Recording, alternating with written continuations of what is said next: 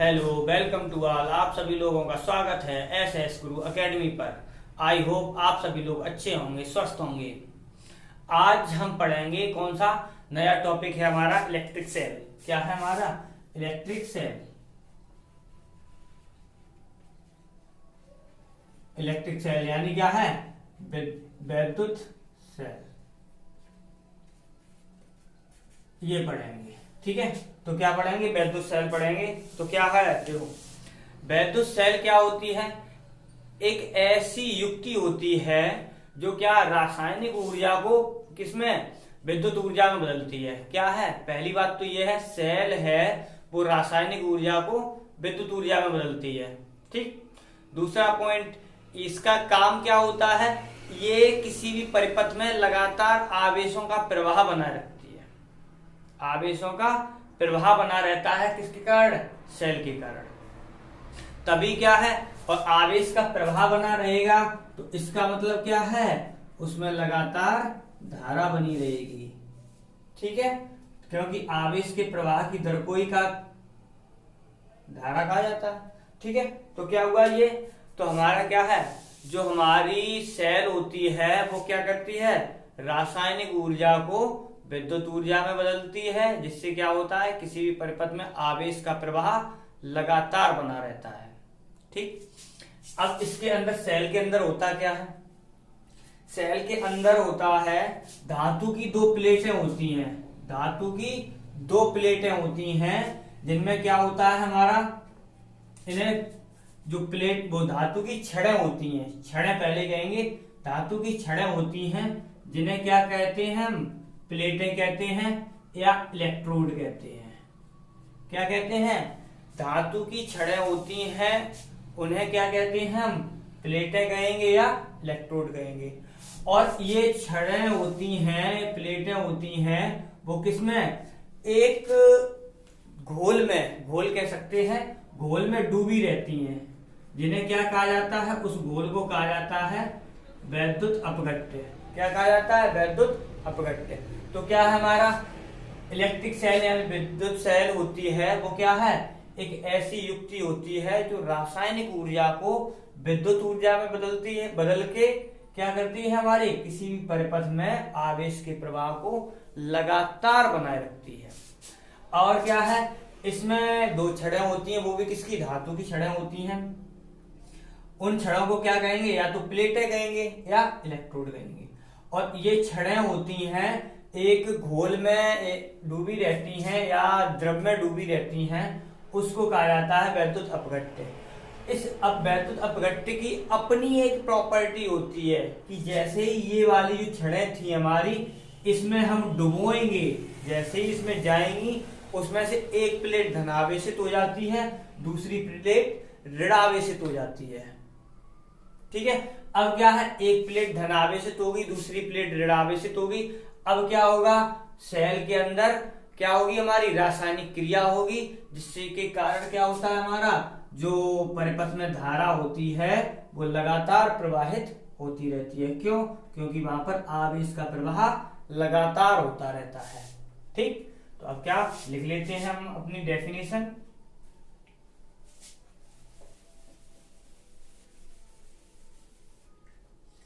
तो क्या है, वैद्युत सेल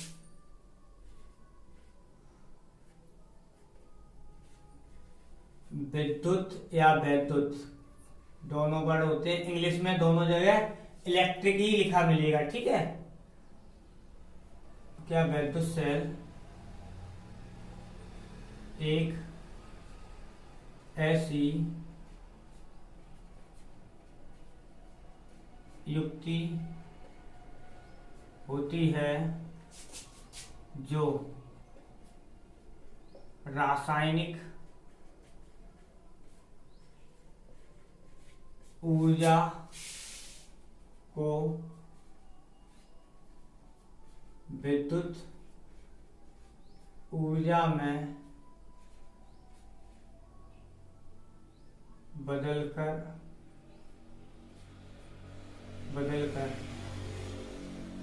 किसी परिपथ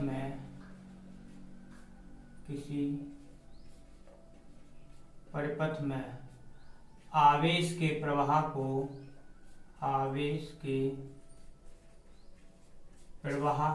को लगातार बनाए रखती है। क्या हमारा वैद्युत सेल क्या है? एक ऐसी युक्ति है जो रासायनिक ऊर्जा को विद्युत ऊर्जा में बदलकर क्या है, किसी परिपथ में आवेश के प्रवाह को लगातार बनाए रखती है। इसमें क्या होता है? इसमें धातु की दो छड़ें होती हैं जिन्हें क्या कहते हैं? जिन्हें प्लेटें या इलेक्ट्रोड कहते हैं। ठीक, ये प्लेट है या ये छड़ें जिस द्रव या घोल में डूबी होती हैं उसे वैद्युत अपघट्य कहते हैं। ठीक है, यानी उसे क्या कहते हैं? वैद्युत अपघट्य कहते हैं। क्या? सेल के भीतर रासायनिक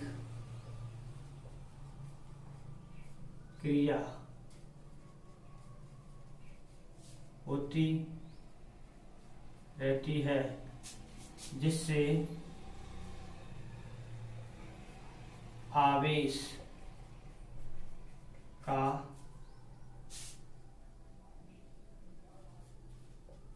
प्रवाह बना रहता है और परिपथ में धारा प्रवाहित होती रहती है। ठीक, इस प्रकार से क्या है हमारा? ये हो गया हमारा क्या? सेल के बारे में। सेल क्या होती है? रासायनिक ऊर्जा को विद्युत ऊर्जा में बदलती है जिससे आवेश का प्रवाह लगातार बना रहता है। और धातु की जो छड़ें होती हैं उन्हें क्या कहते हैं? प्लेट या इलेक्ट्रोड कहते हैं। और जिस द्रव में डूबी रहती है उसे क्या कहा जाता है? हमारा वैद्युत अपघट्य कहा जाता है। ये हो गया हमारा। ठीक, अब क्या? ये तो हो गया हमारा सेल के बारे में। और क्या है? बहुत सारे सेलों को जोड़कर तुमने देखा होगा, बैटरी में देखा होगा, बैटरी के जो ढक्कन होते हैं, कैप होते हैं, उन्हें खोलना कभी भी और उनके अंदर देखना तो उसके अंदर क्या होता है? बहुत सारी प्लेटें ऐसी लगी हुई मिलेंगी, खड़ी खड़ी इस प्रकार से होंगी, बहुत सारी मिलेंगी। ठीक है, तो वो होती है हमारे क्या? सेल। ठीक है, प्लेट में, वो सॉरी बैटरी में। ये हो गया हमारा क्या? सेल के बारे में। अब करते हैं हम इसका दूसरा पॉइंट है हमारा, और आगे चलते हैं। कहने का मतलब ये है, ये तो हो गया हमारा सेल।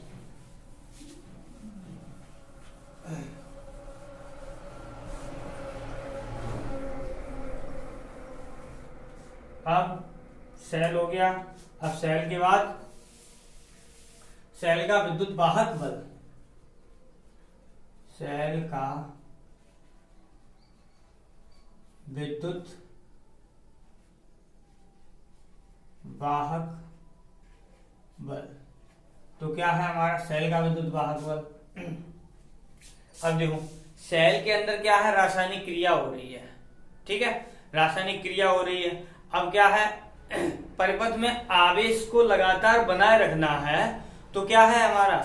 उसके लिए कार्य कौन कर रहा है? हमारी बैटरी यानी सेल ही तो कर रही है। क्योंकि अगर क्या है हमारा, अगर वो कार्य करना बंद कर दे तो आवेश का प्रवाह रुक जाएगा।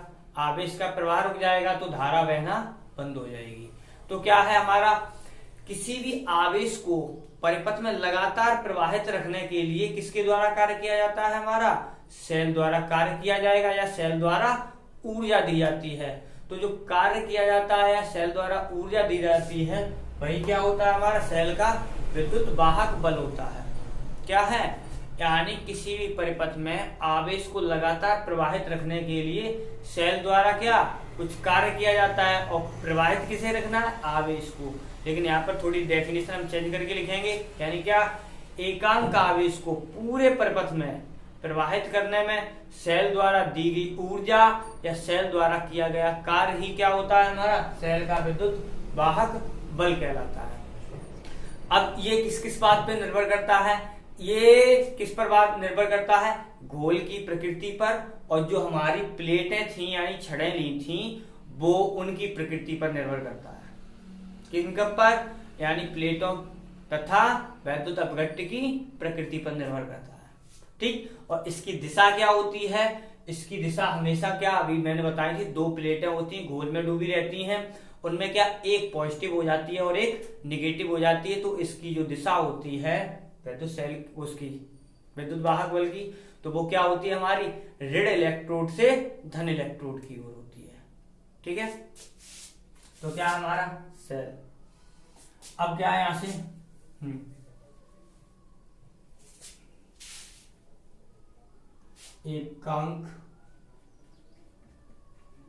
एकांक आवेश को पूरे परिपथ का मतलब इसमें आ गया सेल में भी, सेल सहित पूरा परिपथ तो होगा, सेल में भी जानी चाहिए, यानी एकांक आवेश को पूरे परिपथ में प्रवाहित करने में सेल द्वारा किया गया कार्य, सेल द्वारा किया गया कार्य या सेल द्वारा दी गई ऊर्जा, बात वही है, सेल द्वारा दी गई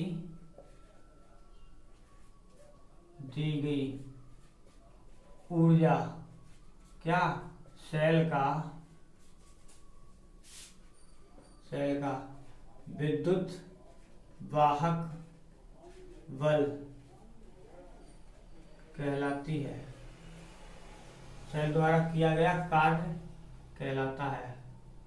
हम कार्य से ले रहे, अगर ऊर्जा की बात आएगी तो यहां पर क्या हो जाएगी, कहलाती है। ठीक है, तो हमने यहां से ले लिया सेल द्वारा किया गया कार्य, ये हो गया ये। अब क्या है यहां पर, यह है प्लेटों व अपघट्य की प्रकृति पर निर्भर करता है। यानी क्या है, प्रकृति का मतलब है कि जो वैद्युत अपघट्य है हमारा अम्लीय है, क्षारीय है, कैसा है, यानी इस बात पे निर्भर करेगा। ठीक, ये होगा। अब क्या है, ये इसकी दिशा क्या होगी, सेल के भीतर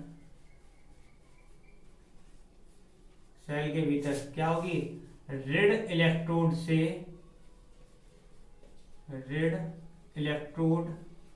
से धन इलेक्ट्रोड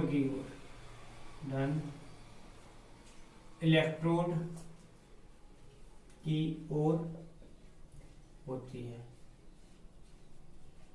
ठीक, अब ये हो गया हमारा धन इलेक्ट्रोड से ऋण इलेक्ट्रोड की ओर होती है। जैसे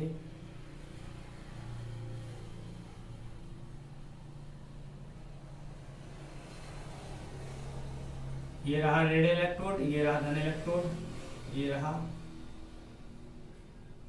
ठीक, ये नेगेटिव, ये पॉजिटिव। इस प्रकार से क्या है हमारी, ये हो गई हमारी क्या है। अब इसमें क्या है, देखो इलेक्ट्रॉन क्या है, यहां से निकलेंगे इधर जाएंगे, और धारा की दिशा क्या होगी हमारी, इधर से इधर होगी, यानी ये लो। ठीक है, तो ये क्या है हमारा, ये हो गया। अब क्या है यहाँ पर, अगर हम क्या कर लें, मान लें कि किसी आवेश को प्रवाहित करने में, किसी आवेश Q मान लें, प्रवाहित करने में सेल द्वारा दी गई ऊर्जा हमारी क्या हो, V हो, वो सॉरी दी गई ऊर्जा क्या हो हमारी ई। अब देखो पहली बात तो ये है, हमारा ये वाला पॉइंट किससे जुड़ता है जाके, तुम्हें याद होना चाहिए क्या होता है हमारा, जो हमारा किसकी विभव की डेफिनेशन होती है, बिल्कुल वही पॉइंट बन जाता है, वही पॉइंट बन जाता है। अब अंतर क्या आता है हम दोनों को देखो बताते हैं। वहां क्या था हमारा, किसी आवेश को अनंत से क्षेत्र में लाने में जो कार्य करना पड़ता था, वही कार्य क्या होता था हमारा, यानी जो विभवांतर होता था वो होता था। एकांक आवेश को अनंत से वैद्युत क्षेत्र के किसी बिंदु तक लाने में जो कार्य करना पड़ता है, वही कार्य क्या होता है, उस बिंदु पर क्या होता है, विद्युत विभव के रूप में होता है। बिल्कुल यहाँ पर क्या है, यहाँ पर क्या हो जाएगा, ई बन जाएगा। अगर सूत्र में थोड़े मैचिंग करें तो क्या ये बन जाता है। तो क्या है, हम वही लिख रहे हैं, यानी क्या है, मान लिया सेल को कहां पर है, माना, चलो यहां लिख देते हैं, माना Q आवेश को पूरे परिपथ में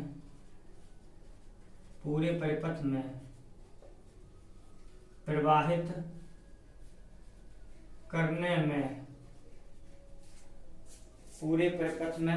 करने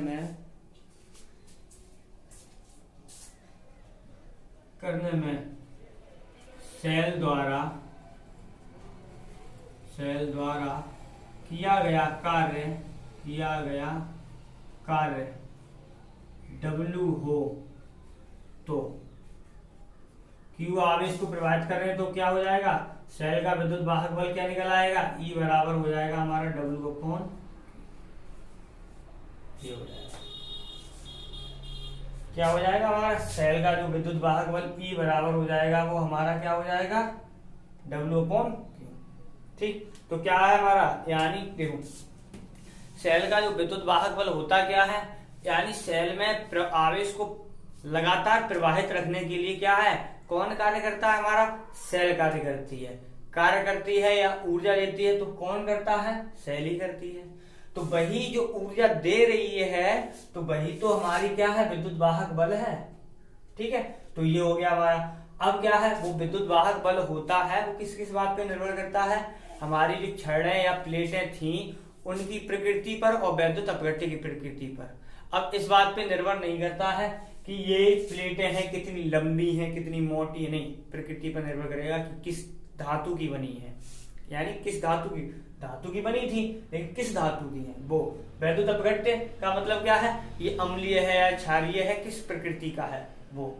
ठीक, अब इसकी दिशा क्या होती है, इसकी दिशा होती है हमेशा ऋण प्लेट से धन प्लेट की, कहना है ऋण इलेक्ट्रोड से धन इलेक्ट्रोड की ओर होती है ये। ठीक, अब क्या है, हमने कोई पॉइंट मान लिया, किया गया आवेश ये हो, ये बराबर। ठीक है, तो क्या है हमारा, आज 2 पॉइंट पढ़े, आज के लिए इतना ही। अगर वीडियो आपको पसंद आ रही है तो वीडियो को लाइक करें, चैनल पर नए आए हो तो चैनल को सब्सक्राइब करें और अपने दोस्तों के साथ शेयर करें। बाय।